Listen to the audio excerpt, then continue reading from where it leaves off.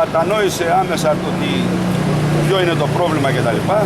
Πήρε όλους τους υπευθύνους στο Υπουργείο που είναι αυτών των αρμοδιοτήτων σχετικά με όλα αυτά τα προβλήματα με τις άδειες και ιστορίες. Κλείσαμε, έδωσε τηλέφωνο του, κλείσαμε ραντεβού για την Παρασκευή με τους υπεύθυνους, τους διευθυντές και όλα αυτά, μέχρι την Παρασκευή δηλαδή, για να μας ενημερώσουν. Ξανά συνάντηση με όλους για να μπορέσουμε να δούμε πώς μπορεί να λυθεί το πρόβλημα χωρίς νομοθετική αλλαγή από πλευράς, δηλαδή να περάσει ας πούμε από την Βουλή. Πώς μπορεί να λυθεί το ζήτημα. Θεωρητικά έδειξε ότι αντιλαμβάνεται το πρόβλημα, ότι έχουμε δίκιο.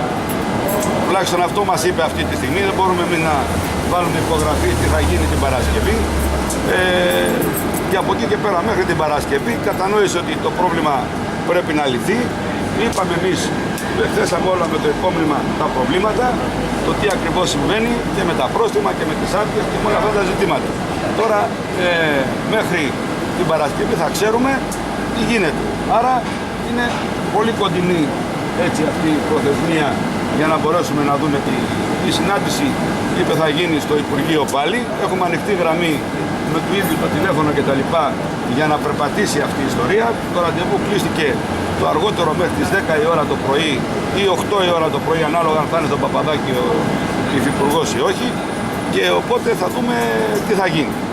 Εμείς και από πλευράς του συνδέσμου καταθέσαμε και το υπόμνημα, τον ενημερώσαμε και για την εξώδικη διαμαρτυρία που έχουμε κάνει προς το Υπουργείο, τον ενημερώσαμε για τα προβλήματα των συναδέλφων μέσα σε αυτή τη διαδικασία με τις διευθύνσεις των βιομηχανιών, τον ενημερώσαμε ότι σε κάθε διεύθυνση βιομηχανίας επικρατεί άλλο νομοθετικό πλαίσιο και αλλιώς αντιλαμβάνονται την ερμηνεία του προεδρικού διατάγματος κτλ.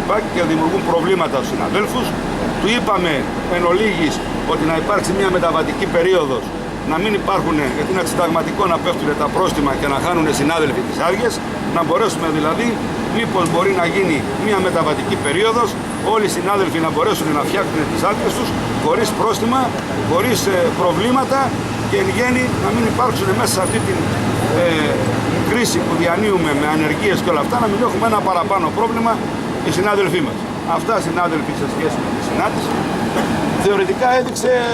Να μας ενημερώσετε από εκεί. Από εκεί και πέρα τώρα θα δείξει η συνάντηση τι θα γίνει. Γιατί με αυτούς που κάλεσε στη συνάντηση έχουμε ξανασυναντηθεί πριν ένα μήνα και ήταν κατά βάση αρνητικοί.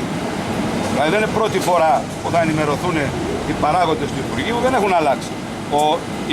Ο Υπουργός άλλαξε.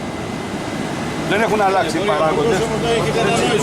Ο Υπουργός δεν έχει και λόγο να είναι αρνητικός, αλλά το θέμα είναι το διατάφτα. Το διατάφτα. Διότι και στην προηγούμενη συνάντηση που είχαμε δεν είπαν ότι δεν έχουμε δίκιο σε κάποια ζητήματα, αλλά ερμηνευτική εγκύκλιο δεν στέλνουν. Αυτό είχε πει ο Γενικός Γραμματέας του Υπουργείου. Ότι δεν στέλνουν ερμηνευτική εγκύκλιο. Να μάθουν να κατανοούν τον νόμο. Ναι, αλλά δεν μαθαίνουν και δεν μπορούμε να τους μάθουμε με τον ζόρι. Μόνο ο Υπουργός έγινε τότε. Και βέβαια του εξηγήσαμε ότι είναι η μόνη υπηρεσία που πατάει σε δύο βάρκες. Η νομοθεσία είναι του Υπουργείου, ο εργοδότης είναι ο νομάρχης. Αυτά είναι τα ζητήματα. Το πώς λειτουργούν. Λοιπόν, αν θέλει κάποιον να ρωτήσει κάτι, τι ακριβώς. Μα μας ενημερώσετε μόνο από εκεί πέρα τι γίνεται. Η συνάντηση έχει να κάνει, θα μας ενημερώσουν να δούμε στη συνάντηση τι ακριβώς θα γίνει. Είπαμε μέχρι την Παρασκευή το αργότερο.